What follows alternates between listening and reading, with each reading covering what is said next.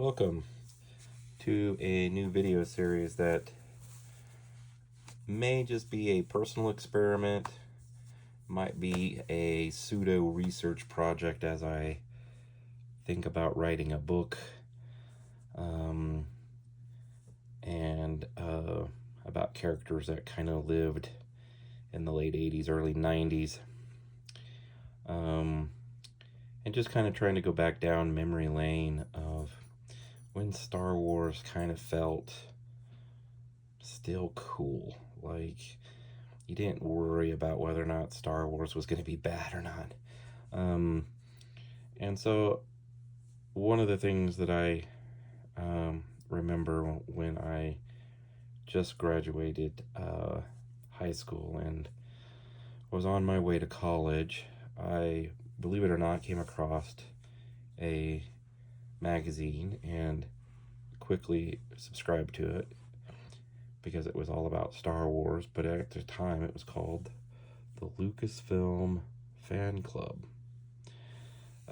This was my very first issue that came to my house. My original address is underneath this blue tape. Unfortunately, although I no longer live there, I don't want somebody going to the address and interfering with the people that live there now, or, you know, things like that. So I covered it up here, but there is an address label underneath this blue tape here. But this magazine came to me pretty much like this. I don't even believe it came in a plastic bag. I think it just came in the mail like this, back in 1994. This is issue 22, my first issue, and I will be actually going through most of what I have in a big crate here of all of my old Star Wars Insiders. These being some of the oldest ones here. This was the first one I ever got, and it was still called the Lucasfilm Fan Club. So if no one has ever seen this magazine, here we go. So here we got the Rebel Rumblings. Basically the letter column where you could write in and ask questions, I guess, or just give your story of why Star Wars means so much to yourself, I guess. These are kind of like a walk down memory lane, just to see how people were talking. And what's funny is how, going through some of these books, I found how many female fans wrote in. You know, someone's always said that Star Wars was a boys' thing. I know in my school and my youth and where I grew up, yeah, it was kind of just a boys' thing, but it didn't speak specifically to boys. And in the modern Star Wars age, under someone who will not be named, trying to turn it female, there was females already into Star Wars. Actually, if you look at some of these people that are writing in, there's a Claire, there's a Nancy, there's a Cara, there's a Jennifer. So there was already a female fandom. It didn't need to change to try to bring in more, my personal opinion. But so it's just kind of fun to watch these. And here's even a Kimberly. So it sounds like more females were into Star Wars than people would like to think or remember. So some of these are kind of fun as I'm looking through them. Here's one from a Nancy. I am 13 years old and I am a Lucasfilm Fan Club member. I love it. It's great to know what I am not the only Star Wars freak in the world. Sometimes I feel like I'm the only one. Friends tease me for being obsessed with Star Wars and all the actors, especially Mark Hamill, but I don't care because Star Wars changed my life in a big way. I was born in 1981, so I was alive only when Return of the Jedi came out. I envy people who got to see those movies in the theater. And I always asked my father what it was like and what he felt like when Darth Vader said, "No, I am your father." I started liking Star Wars 2 years ago, so I never got to collect any figures when I was younger. Now that new books have come out and the new prequels are scheduled to come out, I am so thrilled. I can't wait to see my first Star Wars adventures on the big screen. I read the letters in the last issue suggesting that Carrie Fisher and Mark Hamill will be cast in the prequels, and I strongly agree with them. I would love to see some of the Star Wars actors work together again. My thanks to George Lucas for changing my life in such a big way. He hardly knows any of his fans personally, but he should know that we all are very grateful to him. Star Wars is not just a movie to me. It's not just my favorite movie. It's something I try to live my life by. Anyone knows that when they see the posters on my wall. Nancy Schwartz, Port Oregon, Florida. So that was 30 years ago. So Nancy's now 43. I'd be kind of curious, Nancy, if you happen to be watching this, leave a comment down below and let us know you're still a Star Wars fan. But yeah, we've got a lot of letters here. And believe it or not, as she mentioned, the books she was talking about are the Timothy Zahn books that actually came out in 1993 and 94. At the time, George had said that he was going to start writing the prequels. And that's kind of where, you know, in this year, 2025, we're looking at the 20th anniversary of Revenge of the Sith. Crazy to think that it's already been 20 years since that movie came out. And it's been, 25 since Phantom Menace came out. Over 25 years since Phantom Menace. So it's kind of weird to think about that. So we've got some other people here that write in. Here's one written by a TJ talking about those Timothy Zahn books. Lucasfilm is the best company in the entertainment business. After the success of Star Wars and Indiana Jones, who wouldn't say that? I like to commend all the authors who digitally captured the flavor of the Star Wars trilogy in their books. Among my favorite are Timothy Zahn's The Last Command and Kevin J. Anderson's Jedi Search. Star Wars prequels are a great idea. I like the idea of George Lucas looking for unknowns to play Anakin Skywalker, Ben Kenobi, and Mrs. Skywalker and the Emperor. My final comments is to the West End Games about the great Star Wars role-playing game. I'm now a Jedi Master with 2 Jedi training stunning under me. I sometimes wish Lucasfilm wasn't as great as it is. There's too much good stuff to keep track of. Well, TJ, you said it. Unfortunately, how we basically have to second think that now, unfortunately. But it's kind of funny to see how people were thinking what the prequels would be like, where Mrs. Skywalker. I guess we're maybe referring to Anakin's mother, or I'm wondering if they're thinking Anakin's wife. So, because we knew that Anakin did have some children.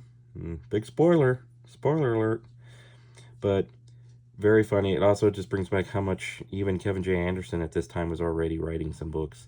So in 1994, they were kind of in full swing now that I think about it. I think the Zahn books came out like in 92, 91, 92, and then each year after that. And then they just started like unleashing just a massive expanded universe. And then Dark Horse Comics was bringing the comics back. Some Star Wars news by John Bradley Snyder. Name sounds familiar. Just talking about some of the things that was going on.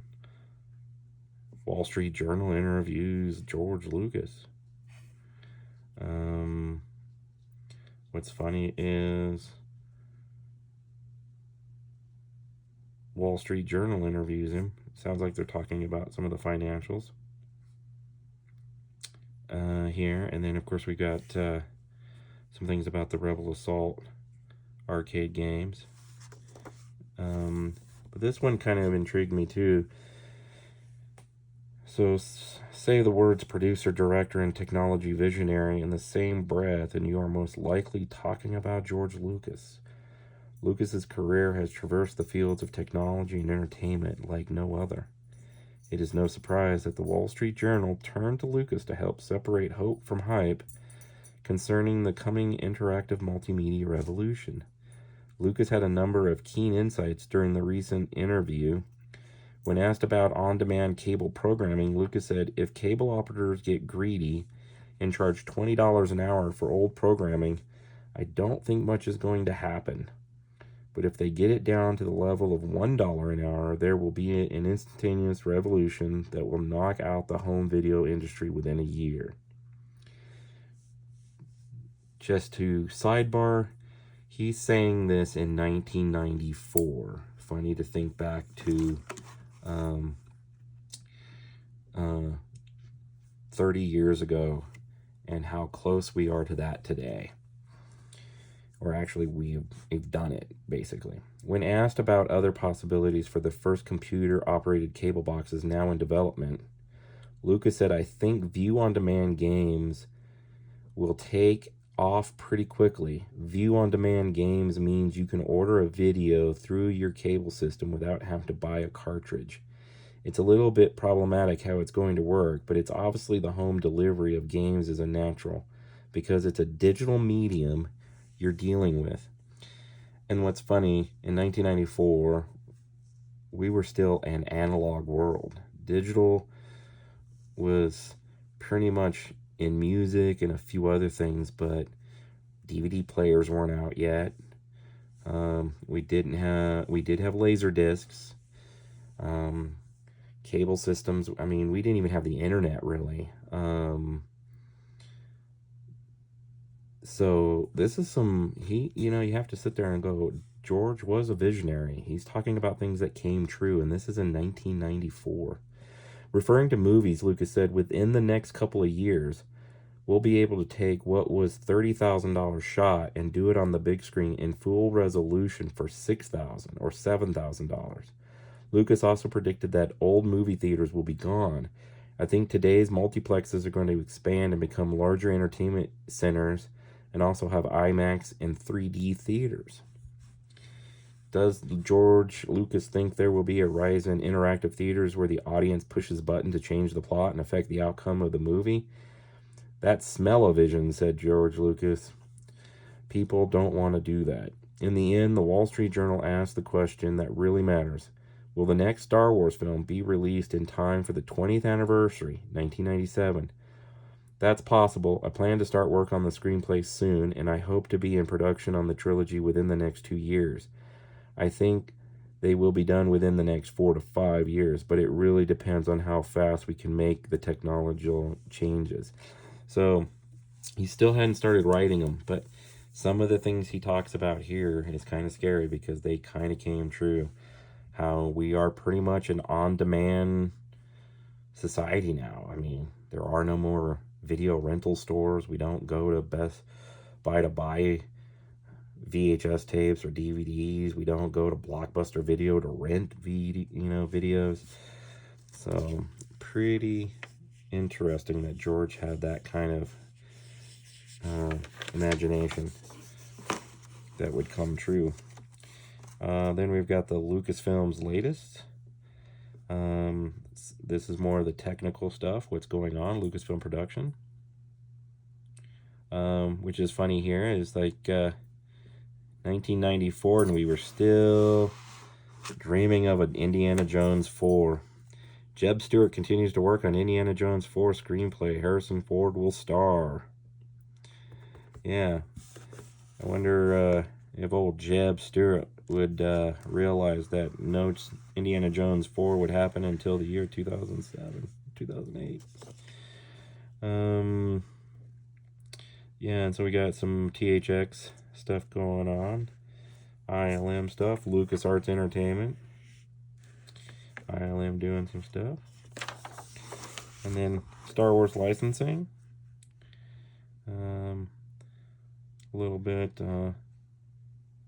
of a interview with someone over at Lucasfilm, and this was written by Dan Madsen, who was the president of the Star Wars fan club, and bring us Star Wars Celebration in 1999 to coincide with the release of The Phantom Menace. So this is kind of cool to see what they were thinking here. Just a little bit of an interview. It kind of goes on to page 27 here in the back. Talking about mostly some toys. 1994, we still didn't have any idea that some action figures were on the horizon, so we still, I don't think we're really prepared or even knew whether or not Kenner was going to return with Power of the Force 2 and start doing all that. But we did have Micro Machines, and I remember buying a lot of these when I was younger and going into college. It was easy back then. You didn't have to worry. There was only a few things out there in the world to buy. But so maybe I'll do a separate video on that. But one thing I want to look about here is this the fan club catalog, which is basically where you can buy Star Wars stuff and just the funny stuff that was available in 1994. Yeah. So we have the Indiana Jones stuff. I mean, we're about, what, almost 5 years after Last Crusade came out, and a lot of people were still wanting some things from Indiana Jones. I mean, posters were $5. You could buy a poster for $5. This bag's pretty nice. You know, it was $45. And then here's the Star Wars stuff. Star Wars merchandise, spring 1994. So the books, as you can see, that we had at a time is you had some Timothy Zahn novels, The Last Command, The True Sepulchre. The Young Reader books were coming around. Jedi Academy. The Art of the Star Wars Galaxy. I will sadly admit, this was kind of like my platform for ordering all this, and I don't know how I did it. Probably spending way too much of my money as a college kid. But I would come in here and say I pretty much bought everything on this page. I think I have everything here on this page as well, with the exception of the audiobooks. I really didn't need those. I just bought the regular books. I did get the dramas later. And then I even bought the Art of the Galaxy. I remember buying this guide to Star Wars. I don't think I bought it from Lucasfilm Fan Club or the Star Wars Fan Club. I think I bought it, but it allowed me to know it was out there, and I probably bought it at Barnes, probably B. Dalton. I bet you that's where I bought it. B. Dalton or Walden Books. I really didn't go, I don't think Barnes & Noble really was that well known yet. I would go to the mall and go to the Walden Books to get my Star Wars book. And then here's some Star Wars posters. Had all of these on my wall. Bought these too when I went to college and hung them on my wall. I did buy these cards, metal cards and the collector cards. Bringing back memories.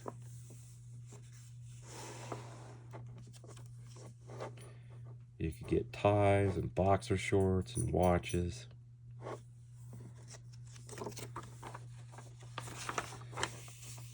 Model kits. This is something I didn't buy back in the day. And now that I'm older, I really like building the Bandai model kits. So to get this stuff would have been really cool. I do remember as a kid, I did have this Empire Strikes Back Hoth base. I had that as a kid, and I remember building it and playing with it as a toy.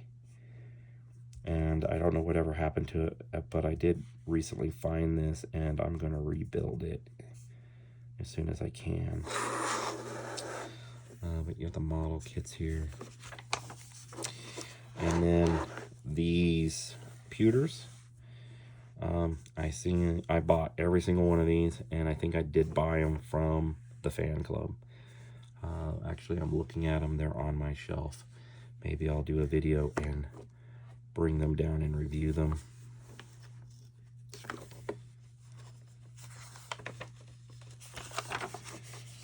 And this is what still, sometimes when I think about it, it just makes me so envious for the time. But as you can see, even in 1994, you could still buy some original Kenner action figures retail. Granted, they were $10. Most of these were the ones that were in the Kenner baggies, so they didn't come carded or anything. So it looks like maybe they found these in a warehouse somewhere. If anybody has any real backstory to this, leave it in the comments. But I do remember this. I didn't need these figures when I was looking through this back in 1994. I had them all. But I do remember buying a couple of these, and I believe I bought the Salacious Crumb, I bought the Prune Face, and I might have bought this B-Wing pilot. But I had everybody else. And these vinyls were cool, but I just didn't like them. They just didn't look very good to me, so I never bought any of those. And then, of course, the Micro Machines, I was all in when I found those, like in 1993. And I think it's still kind of funny how this TIE Fighter's backwards. So I guess the people over at Galoob didn't really know what a TIE Fighter looked like and how it should be posed, I guess. But I didn't buy any of these. I bought all this stuff at Kmart and Walmart. And then the role-playing game. I never got into this, but I remember staring at it and just wishing I had somebody to play this game with. So I never bought any of these books. I did acquire some of them in the last few years, mainly the miniature battle stuff, because I've gotten into a kick of buying some of the old West End metal miniatures and collecting those for just nostalgia and stuff like that. So maybe I'll do a video on all my Star Wars miniatures just to kind of show those off again. And then you had the life-size standees. Never bought any of those. Never really had the room. And here is those miniatures I was just talking about. I've started to collect some of these in retrospect, but I wish I could so go back and buy all these at just $4.95 a pack.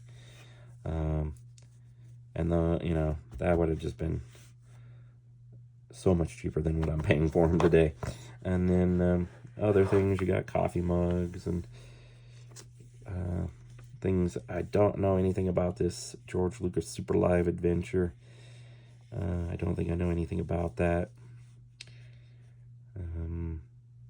So it was direct from Ringling Brothers in Japan. So I always just kind of remember looking at that going, I never was able to do anything that cool. I lived in a really tiny town, so nothing ever came to our town. And then here is the Lucasfilm Fan Club. And I wish I'd bought some of these issues, but didn't think about it at the time. I thought just going forward, not going backwards, right? All right. And so if you wanted to buy anything before the internet, you would have to fill this out, kids.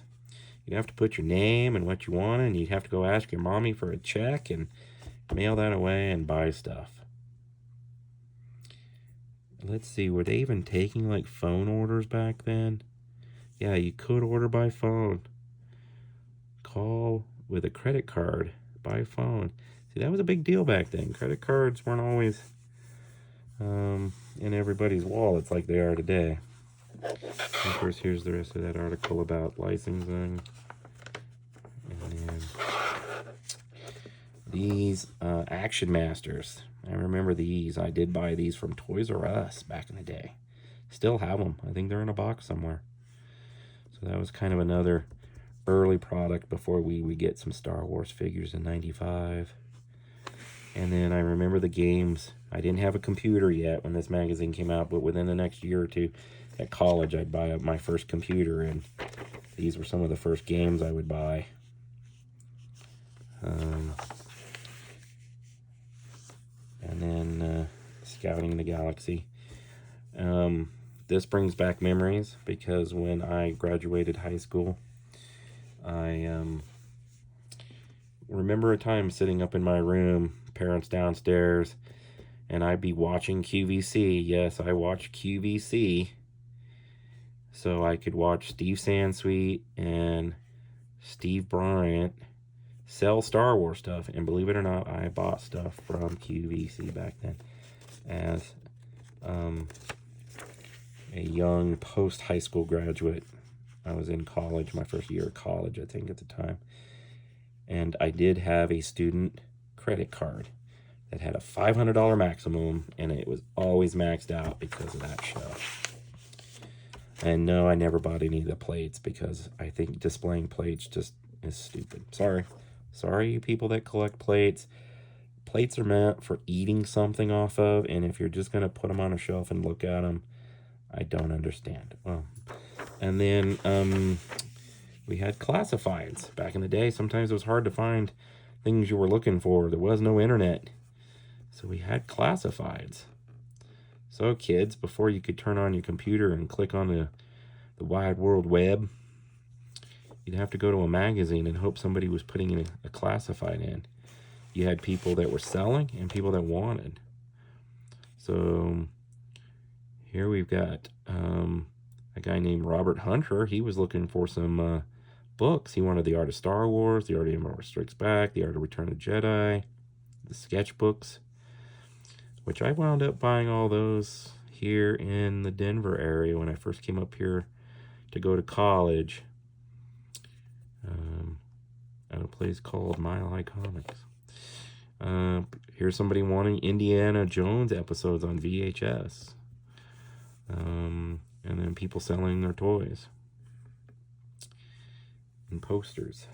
So, interesting. Just a little walk down memory lane. Do you remember where you were in 1994? Leave a comment down in the comments below. Subscribe if you want to continue to be notified about me looking at my old Star Wars Insiders. I'm going to go through all of them. Review them and kind of just bring them up to like a 2025 retrospect, like where things ended up, kind of a looking back on history. And then this is a big ad for the Star Wars Galaxy Series 2 trading cards, which I have all those in binders as well. So that was my very first issue. And so we'll go ahead and look at another issue next time, and that will probably be this issue, which is number 23. It also has a shipping label on there. Like I said, I think this is how it came. It might have come in a plastic bag, but they put the shipping labels on the actual magazine. So this was, and it changed from issue 22 to 23. It became the Star Wars Insider. So we'll look at that next, and then we'll look at other issues. This one's issue 27, but I do believe I have issues 24, 25, and 26 over there we can look at. So, all right, thanks for watching. I appreciate it, and leave a thumbs up, and we'll see you next time.